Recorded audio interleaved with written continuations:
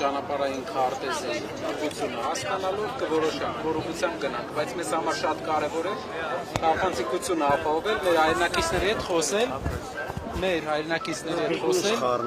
այն մարդկանց, ովքեր մեզ տվել են աջակցություն, ձեր գոլեգաները չեն թողում։ Չէ, մի հելի էլի կյանք։ Չէ, ով որ ցանկություն ունենա, մենք պատրաստ ենք հանդիպել, այսինքն չենք ուզում փակ դռների հետևում որևէ որոշում կայացնենք, կհանդիպենք, կքննարկենք այսօր շատ թեժ, հետաքրքիր եւ կարելի ասել ինտենսիվ հանդիպում ենք ունեցել, փակ հանդիպում այն մարդկանց հետ, ովքեր մեզ վստահություն են տվել եւ հետագայում հնարավորություն կունենանք եւս այդպիսի հանդիպում ունենալ, ով ցանկություն ունի, ով մեզ վստահություն է տվել, ազատ է, կարող է գալ, քննարկենք իրար։ Հիմա որ ասել եք, որ ներողություն հանդիպան ընթացքում պետք է քննարկվի մանդատները վերցնելու հարցը, դա ինչպես է նայում, թե հանդիպան եկած քաղաքացիների մեծամասնությունը ինչ տրամադրվածություն ունի։ Տեսեք, հանդիպումը փակ ֆորմատով էր, բայց հիմնականում մարդկանց երկու բևեռային կարծիք։ Մի մասը մարդկանց կարծում էր, որ պետք է օրենսդիրով քայլեր անել, բոլորի նպատակը մեկն էր, իշխանության փոփոխություն։ Բոլորի նպատակը նա էր, որ ընտրակեղծիքներով իշխանություն պահող, այլ ցանկացող իշխանությանը պետք է հնարավորություն չտանք վերարտադրվել։ Բայց գործիքակազմերի տարբերության մասին ենք խոսում։ Ընդհանուր տրամաբանություններ գտանք, բայց պետք է աշխատենք ևս, որ մեր հայրենակիցների վստահությունը կարողանանք արդարացնել։ Մի բան եմ ուզում ասել, նոր ենք քաղաքականության մեջ եւ ցանկանում ենք մեր բոլոր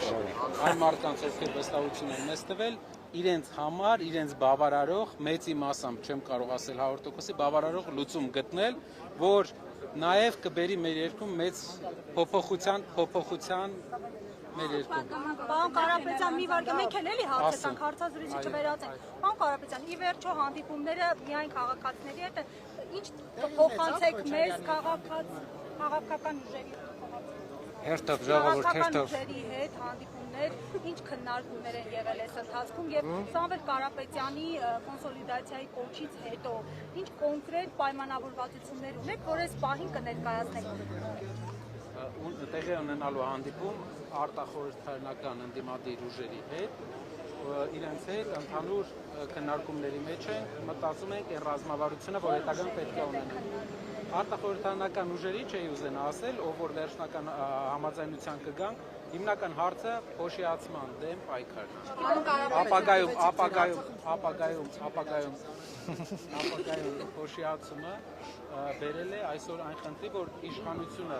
ունենալով 50% մինուս ձայն, այսինքն 49% մեծամասնության ձայն չունենալով, իշխանությունը փորձում է հնարավորություն գտնել վերարտադրվել։ Այդ օրենսդրական մեխանիզմներով անվտանգային այդ աղետները, որոնք մատնանշել եք, կկարողանաք հաղթահարել ըստ ձեզ։ Հանրաքվե առանց այսօր հանրաքվե իշխանությունը չի կարողանա անել։ Այսօր արդեն չի կարողանա, բայց եթե Սահմանադրական դատարանը գտնվի դատական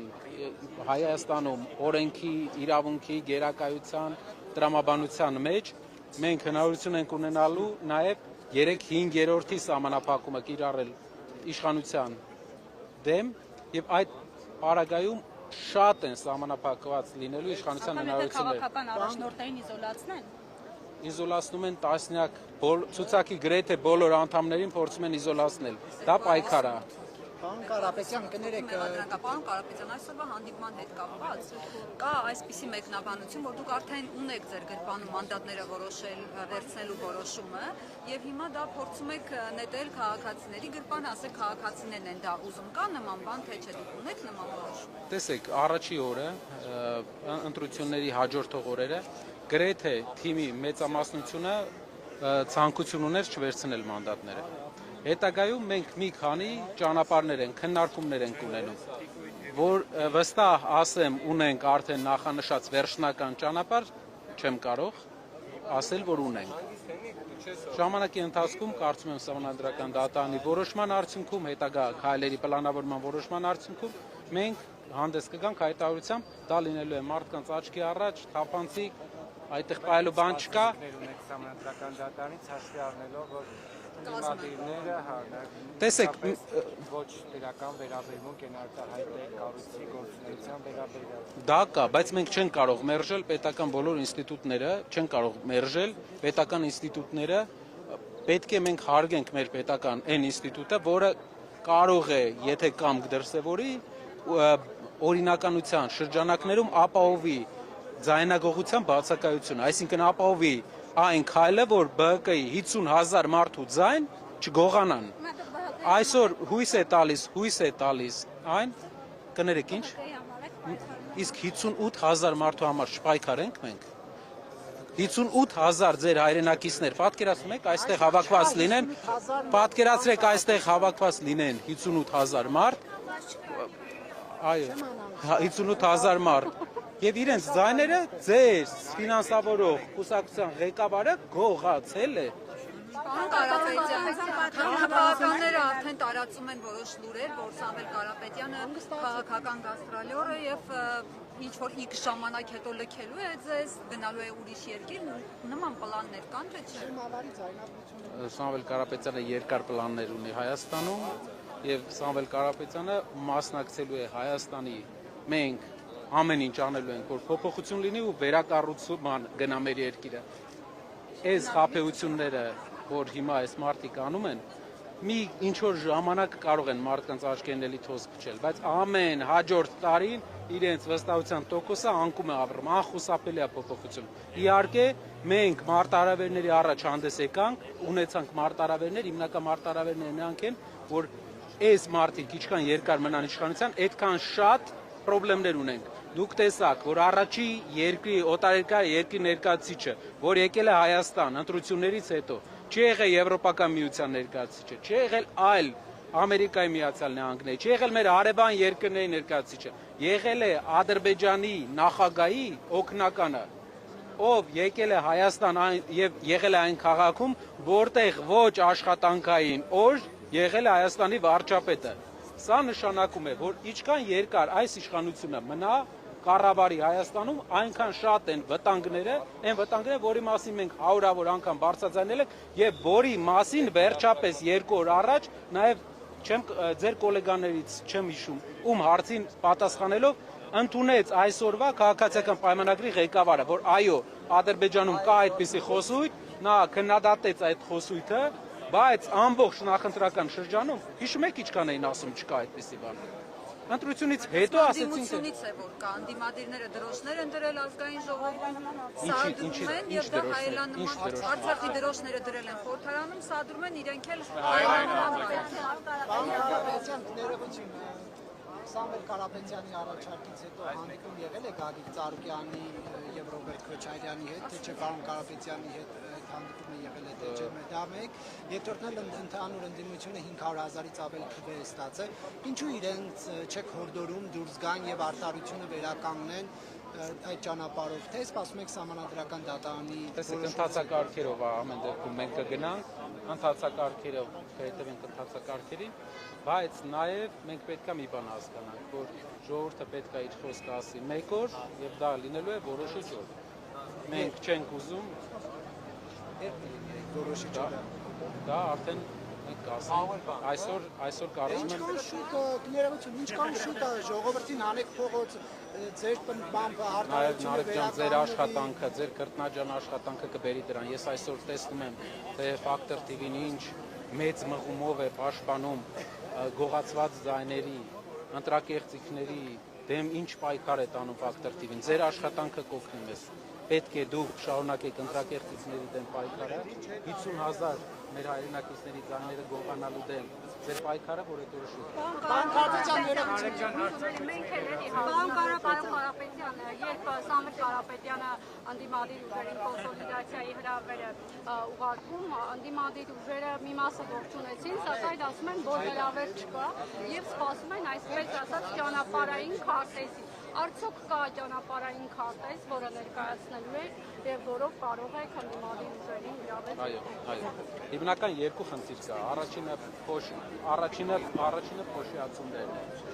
ձայների փոշիացումը բերեց նրան, որ փոքրամասնության, մեր հասարակության փոքրամասնության կողմից ընտրված, անգամ այսքան ընտրակեղծիքների հետո ընտրված իշխանությունը փորձում է մնալ իշխանության։ Մենք պետք է փոշիացման դեմ ընդդիմադիր ուժերի հետ դա ենք ուզում խոսենք, եւ մենք զգուշացնում ենք, ասում ենք, իհարկե պետք է երկկողմանի ընդունենք նաեւ մեր քայլերի եւ մեր մյուս գոլեգաների քայլերի անհամապատասխանության հետ կապված հարցերը, բայց պետք է իրար հետ հասկանանք, որ քայլերն են մեզ օգնել այս իշխանությանը ավելի ուշ հրաժեշտ տալու։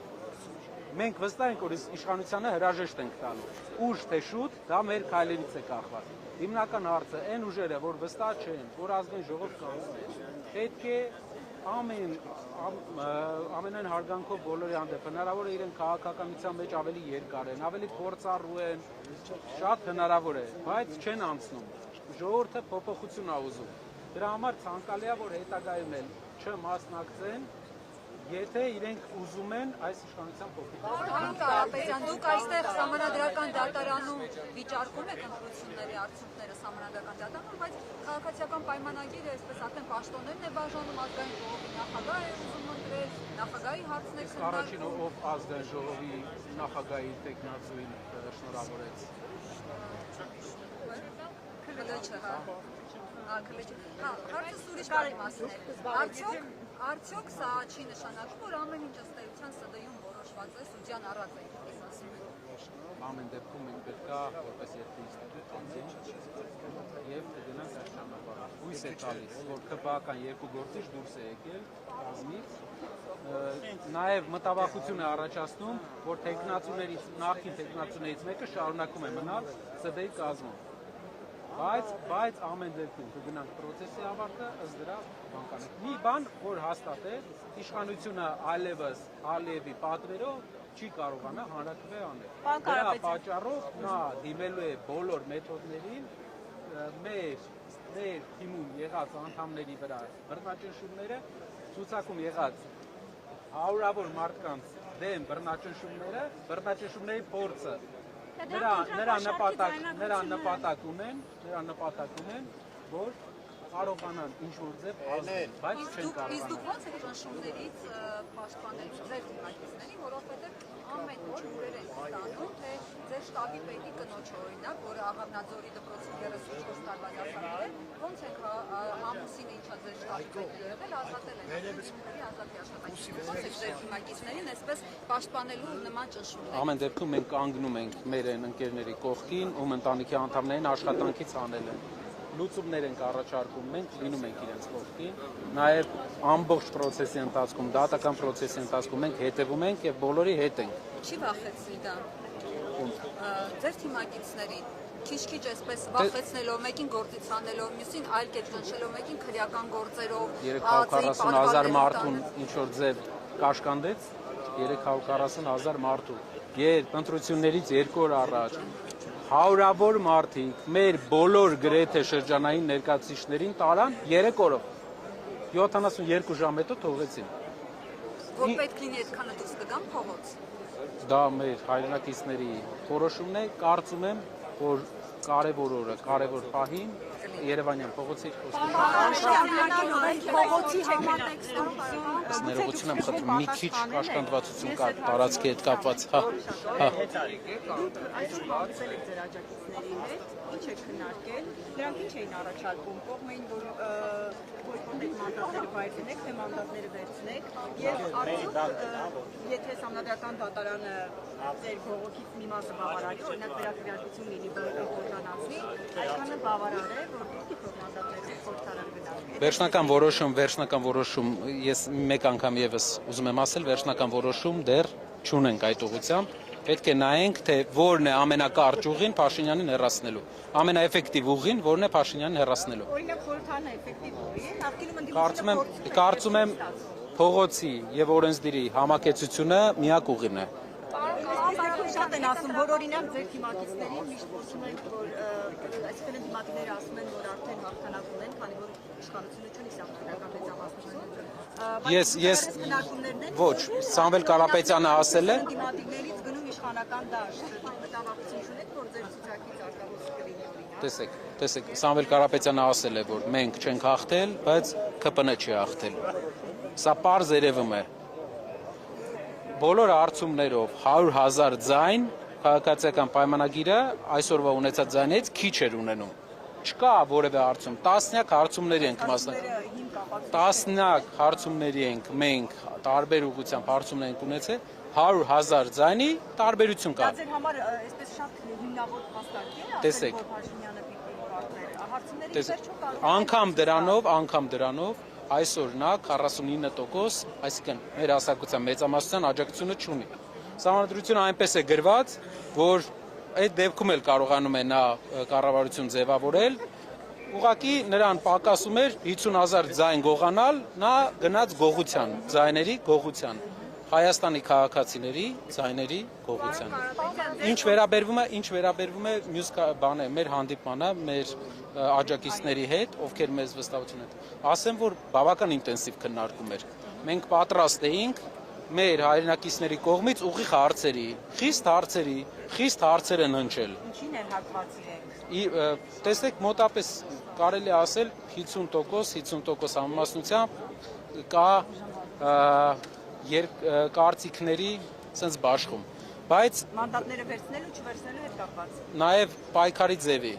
մանդատ վերցնելը, չվերցնելը դա մի բան է ուղղակի, ոչ այնքան առաջնային, ինչքան վերջնական նպատակը։ Վերջնական նպատակը Փաշինյանի հեռացումն է։ Եվ այնտեղ քննարկվում է, թե ինչ օրենքով թույլատրված տարբերակներ կան, որպեսզի մենք երկում վերջապես այդ փոփոխությունը արվի։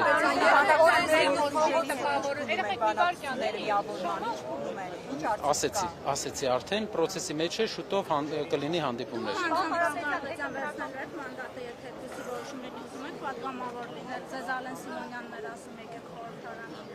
Ով էր ասում, մի քանի հոգել ասում էին չգնանք խորհրդարան իրենց գոլեգաներից։ Ասեմ։ Պարոն Կարապետյան, կարող եք խորհրդվել, եթե լսում եք իհարկե։ Ձեր պատասխանից տպավորություն է ստեղծում, որ մասնավորապես նշելով, որ հոշիացված թող պատասխանի է ստեղծում։ Պատասխանեք, հետո հարցը կտամ։ Շատ լավ։ Վերջնական որոշում կուսակցությունը չունի։ Մեր հայրենակիցները թող վստահ լինեն, որ այդ մանդատները ոչ մի բան բացի բռնաճնշումներից չեն տալիս։ Բոլոր ով մանդատի տեղերում է, բոլորը մի հատ անցնելու են ԱԱԾ մեկուսարանով նոր այդ մանդատը ունենան։ Հանգիստ եղեք, ոչ մի լավ բան չի տալի, եթե պետքա այդ աշխատավարձ, ամեն ինչից մենք դրա հետաքրքրությունը, կարիքը չունենք, ժողովուրդ, հիմնական կարիքը էս մարդուն փոխելն է։ Բոլոր մարդիկ, ովքեր ցուցակով մանդատների ձևաչափի մեջ են, այսինքն անցնում են ազգային ժողով, իրենք բոլորը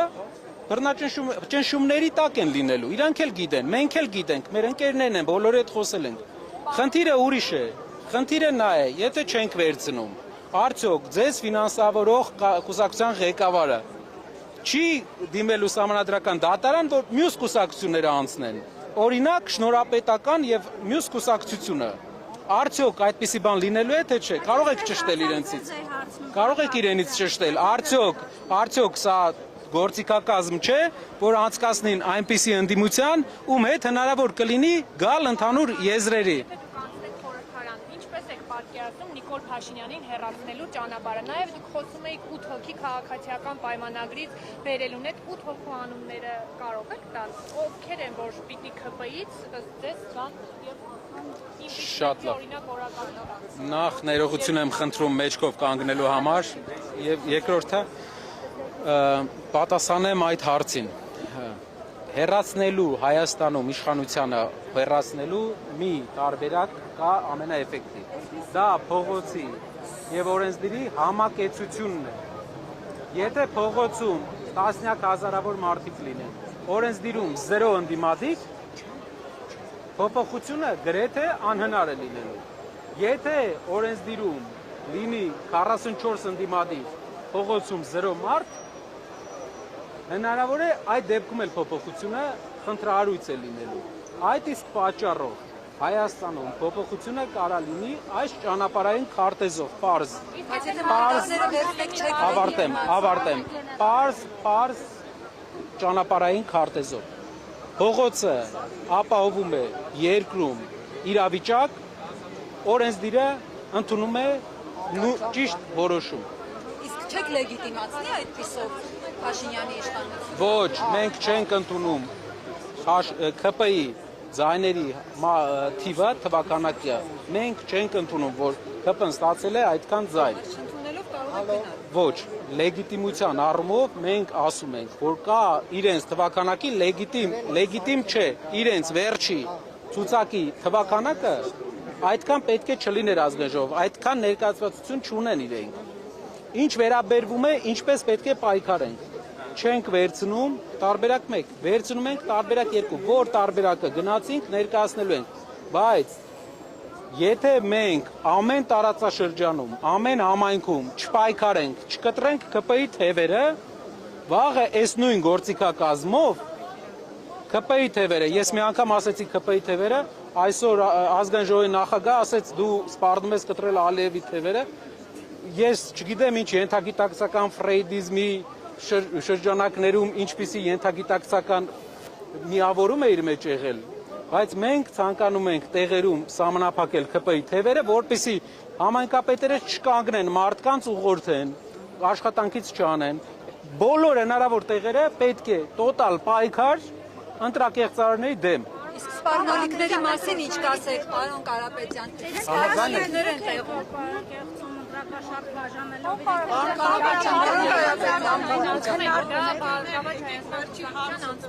Եթե սահմանադրական դատարանը որոշում է, որ ընտրության արդյունքները սահմանադրական է, դուք անցնելու եք երկու ուժերով, այսինքն դուք Բարգավաճ Հայաստանի ձայները չեք ունենալու։ Դուք ասում եք, եթե փողոցում լինի տասնյակ հազարավոր մարդիկ, բայց օրենսդիրում չունենան ընդդիմադիր ներկայացված, ոչ մի բան չի փոխվելու։ Դուք այդ պարագայում չեք ունենալու։ Իրավիճակը։ Այդ ժամանակվա սցենարը դուք հաշվարկել եք, ունեք դրա ճանապարհային քարտեզ։ Շնորհակալ եմ։ Եթե խոսքը թվի մասին է, Բարգավաճ Հայաստանի ձայները, շնորհակալ եմ։ Բարգավաճ Հայաստանի ձայները գողանալու դեպքում իրավիճակը դժվարանալու է, որովհետև 3/5-րդի հնարավորություն է ունենալու իշխանությունը, բայց շարունակելու է չունենալ հնարավորություն Ալիևի սահմանադրությունը բերել։ Մյուս հարցը Որ 8 հոգու։ հա Բայց միևնույն է, պարագայում չեք ունենալու օրենսդիրում փոփոխություն անելու հնարավորություն։ Տեսեք, եթե օրենսդիրում չկա ընդդիմություն, դու կարիք ունես 51 ԿՊԱ-կանի ձայնի։ Եթե կա ընդդիմություն, դու կարիք ունես 8 ԿՊԱ-կանի ձայնի։ Սա որոշիչ բան է, թե չէ։ Շնորհակալություն։ Փողոց գնաք, եթե Փաշինյանը դրանով կլեգիտիմացնի իր ռեպրեսիաները, որովհետև փողոցով եթե որոշեք ինչ-որ բան փոխել, ռեպրեսիաների նորալի կսկսվի եւ դուք դրանով փաստորեն խոժանդակ եք Փաշինյանին, որ այն ինչ չի ստացել ընտրություններով ստանա փողոցով։ Այս տեսակետը ինչպես եք գնահատում։ Դե ամեն դեպքում փողոցում, տեսեք, փողոց գնալու դեպքում ասում են կլեգիտիմացնեն ռեպրեսիաները։ Փողոց գնալու դեպքում ասում են կլեգիտիմացնեն ռեպրեսիաները։ Օրենսդիր գնալու դեպքում ասում են կլեգիտիմացնեն։ Ամեն դեպքում սա մի հատ հայտնի առակ կա, երկու տարբերակով էլ մարդկանց մի հատված ունենալու է կարծիքների տարակարծություն, բայց մեր հայրենակիցներին ուզում եմ ասեմ, սիրելի հայրենակիցներ, վստահ եղեք, այդ հաստատ դուք էլ գիտեք, մանդատը մեզ ոչ մի բան բացի ամենօրյա խնդիրներից չի տալիս։ Ոչ մի բան հավելյալ չի տալիս է միայն պայքար։ Եվ այդ պայքարը մենք ունենալով ձեր 340,000 մարդու աջակցություն ունենք պատասխանատվություն ձեր առաջ ու պետք է հասկանանք, որ դեպքում ենք ձեր պատվերը կատարելու եւ հոխելու փոքրիկ խմբակին։ Անկարապետյան ներողություն այսպիսի կարծիքներ կան, ասում են գիտեք ինչու չի կարողանում։ Կներեք դուք ասեք էլի Շրջան թիմի ներսում ունեն ու մեկ որովհետև իրեն հնարավորություն չենք տվել այսքան ժամանակ հարց տալու։ Պարոն Կարապետյան, թիմի ներսում քննարկումներ ունեն, ձեր գործողությունները վերլուծում են, որտեղ թերացար կազմակերպչական կամ այլ հարցերով հետ ընտրական պայքարում ավելի այսպես արդյունավետ կազմակերպված գործելու համար ինքնակննադատական հայացքի ներդրումները ձեզ ուղղում եք։ Քննադատության մակարդակը, ինքնակննադատության մակարդակը մեր մոտ ինձ թվում է նորմայից ավել է։ Եվ այդ իսկ պատճառով, քանի որ նոր ուժ ենք, քաղաքականության մեջ նոր ենք, մենք ամեն քայլ ինքնակննադատության այդ մակարդակն է մեզ ստիպում ավելի բաց լինել եւ մեր հայրենակիցների հետ նստել քննարկել։ Այսօր 1500 մարդու հետ նստել քննարկել ենք այս հարցերը։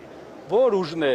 բաց նստում քննարկում առանց որևէ սահմանափակման մարդիկ մոտենում են միկրոֆոնին եւ տալիս են հարցերը։ Որևէ ուժ բաց չէր, ինչ չթողեցին լուսաբանել դուս հրավիրեցին։ Լուսաբանման համար սահմանափակում, որպեսզի ժողովրդավար չեք։ Ազատություն ունենայինք ամեն դեպքում մարդիկ խոսքերի իրենց արտահայտման միջոցների ազատություն ունենային, նաև ինֆորմացիոն առումով ամեն դեպքում աջակիցների շնորհակալություն։ Պարոն Կարապետյան, այսպիսի կարծիքներ կան։ Ասում են ուժեղ Հայաստանը ընդդիմությունը ընդհանուր չի կարող մարդ անել փողոց։ Նման կարծիքներ են հնչեցնում իշխանական դեպից։ Ասում են, ինչ ասում են, որովհետև այդ մարդկանց մեծ մասին նյութապես են շահագրգռել, վերել ընտրության գործարք է տեղի ունեցել, վերցրել են, եկել ընտրել են, հիմա ամեն մեկը իր ճանապարհից կմեկնաբանի։ Այսօր հենց հավաքի ժամանակը մենակ նրա համար, որ կանգնել է մեր կողքին։ Այս մարդը։ Շնորհակալություն։ Շարունակեմ, հարյուրավոր են այդպիսի դեպքերը։ Դա ցույց է տալիս, որ մարդիկ գաղափարական պայքարել են գաղափարական իրենց երկում փոփոխության համար, որ հարևան երկիրը չլինի մեր դիրիժորը, այլ մեր ժողովուրդը։ Շնորհակալ եմ։ Կարապետյան կներեք հստակ Կգնահատեք։ Դա ճնշումների մեխանիզմի նոր մեթոդ է, բայց Ալեքսանյանի դեպքում անհաջող։